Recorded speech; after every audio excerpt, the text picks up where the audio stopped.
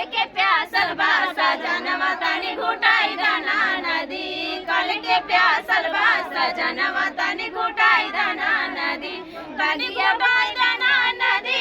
तनी घुटाई दाना नदी तनी घुटाई दाना नदी तनी घुटाई दाना नदी बगिया बोलेला सुगनवा तनी उड़ाई दाना नदी बगिया बोलेला सुगनवा तनी उड़ाई दाना नदी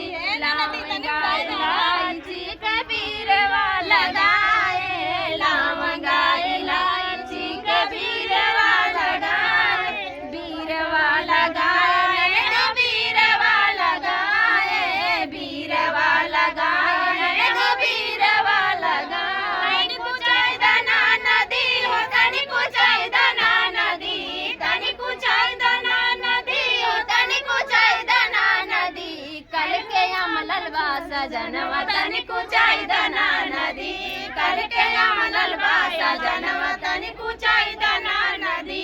बगिया बोलेला सुगनवा तनी उड़ाई दाना नदी बगिया बोलेला सुगनवा तनी उड़ाई दाना नदी गद्दा गलाई चाके से दिया लगाए गद्दा गलाई चाके से दिया लगाए कल के जागल बा सजनवा तनी सुताई दाना नदी कल के जागल बा सजनवा तनी सुताई दाना नदी तनी सुताई दाना